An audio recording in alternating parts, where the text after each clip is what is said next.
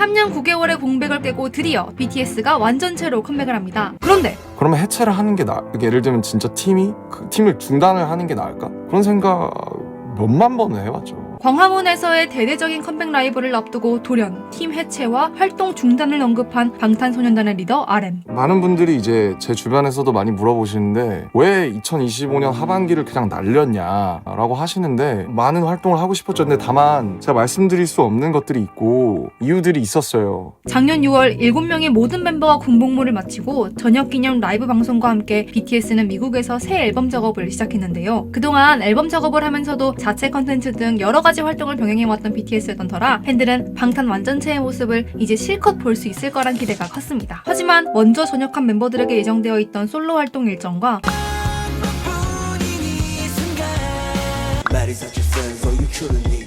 하이브의 사법 리스크, 금융당국이 최고 수위 제재인 검찰 고발을 결정한 만큼 파장은 쉽게 가라앉지 않고 있습니다. 산하 레이블 관리와 신규 그룹 런칭 준비로 인해 분산되어 버린 회사의 지원은 하루빨리 완전체 활동을 바라는 팬들의 기대를 충족시키지 못했죠. 우리 회사가 좀 더 뭔가 좀 우리한테 더 애정을 가져줬으면 좋겠어. 나 이런 말 잘 안 하잖아. 좀 더 우리를 좀 보살펴 좀 보듬어줬으면 좋겠어. 게다가 BTS의 체급은 더 이상 두어 달의 준비로 감당할 수 있는 크기가 아니었어요. 너무나 커져버린 컴백 규모에 조율할 것이 산더미가 되어버린 상황. 팬들의 기대감과 현실 사이에서 고민이 깊어진 RM에게 다시 불면증이 찾아오기도 했는데요. 많이 힘들었던 부분은 사실 잠인데 저희 회사에 작년에 뭐 여러 가지 일이 많았잖아요. 불면에 걸리니까 78시간 정도 아예 1분도 잠을 못 잤던 적이 있어요. 그런데 드디어 기대하고 고대하며 손가락이 부러질 정도로 F5를 눌러댔던 우리에게 애니메이션 트레일러 하나가 올라왔도다!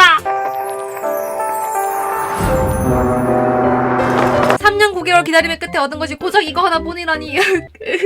하지만 진짜 레알 컴백이 곧이니 여기에 뿌려진 떡밥들과 비하인드를 분석하며 조금만 더 버텨보자고요. 그럼 바로 렛츠고! 트레일러의 시작은 무언가가 담겨있는 6개의 원통을 현재 시점의 방탄 멤버들이 발견하는 것으로 시작됩니다. 그런데 원통에 쓰여져 있는 글자를 자세히 보면 Catalog of Phonograph Record, Tribe Korean 이라고 되어 있죠. 이것은 축음기 녹음본, 한국 민족이란 뜻입니다. 그리고 그 밑에 아라랑 러브송이라며 제목이 기록되어 있는데요. BTS 멤버들이 축음기에 원통을 꽂아 재생을 하니 아리랑의 멜로디가 흘러나오고 장면은 타이타닉 호처럼 생긴 여객선이 등장하는 1896년으로 이어집니다. BTS는 애니메이션 트레일러의 시작 전 설명 문구에서 이번 앨범에 영감을 준 사건을 언급했는데요. 바로 지금으로부터 130년 전 빌보드가 있기 한참 전이었던 1896년 미국에 최초로 울려 퍼진 K-POP 아리랑에 대한 이야기입니다. 러시아와 일본, 청나라까지 제국주의를 앞세워 개항을 요구하는 열강들 사이에서 바람 앞에 등불과도 같았던 격동의 조선. 1895년 을미년 고종은 전국의 우수한 청년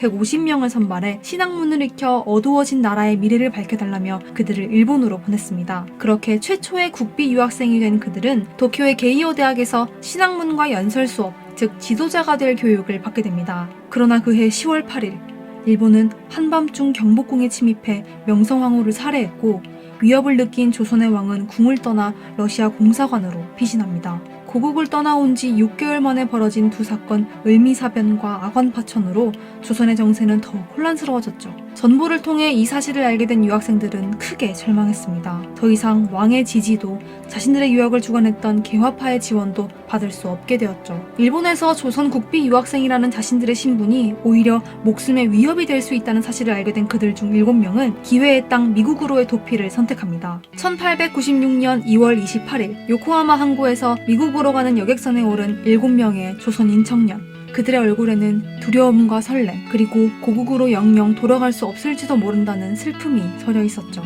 약 보름에 걸친 항해, 끝이 없을 것만 같았던 태평양을 건너 샌프란시스코 항에 도착한 그들은 수소문 끝에 개혁을 꿈꾸며 유학생들을 지원했던 마지막 인물 서광범 전 공사와 만나게 됩니다. 혼란스러운 전국 속에서 자신의 직위를 해제당한 상황이었지만 서광범 공사는 7명의 청년들을 가엾게 여겨 자신의 전 재산과 다름없었던 은 2,000원을 그들의 학자금으로 지원했습니다. 결정했습니다. 이것은 이듬해 그가 폐병으로 세상을 떠나기 전 내린 마지막 결정이었죠. 서광범 공사의 도움으로 워싱턴의 하워드 대학에 정착하게 된 7명의 청년들은 그곳에서 영어 공부를 비롯한 학업을 이어나가게 됩니다. 미국의 흑인 학생들의 교육을 위해 미 의회의 지원을 받아 세워진 하워드 대학에는 다양한 인종의 학생들이 있었습니다. 하지만 그들에게도 한국이라는 나라와 한국인의 존재는 생소하기만 했죠. 하워드 대학 학생회의 행사가 있던 어느 날, 태어나 미국 땅을 처음 밟아본 7명에게 태어나서 한국인을 처음 본 미국의 학생들이 노래를 신청했습니다.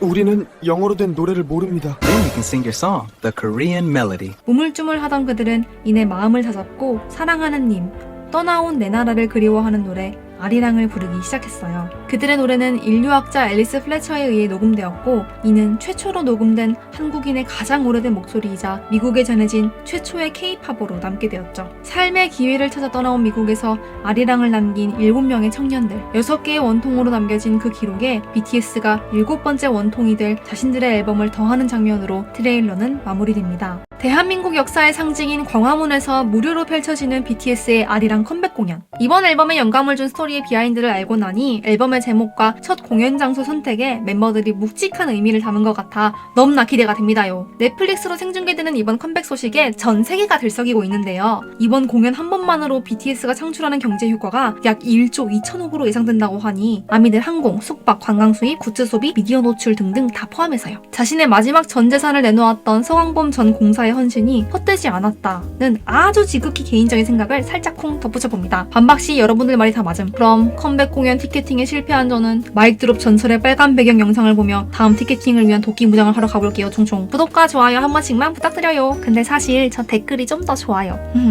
감사합니다.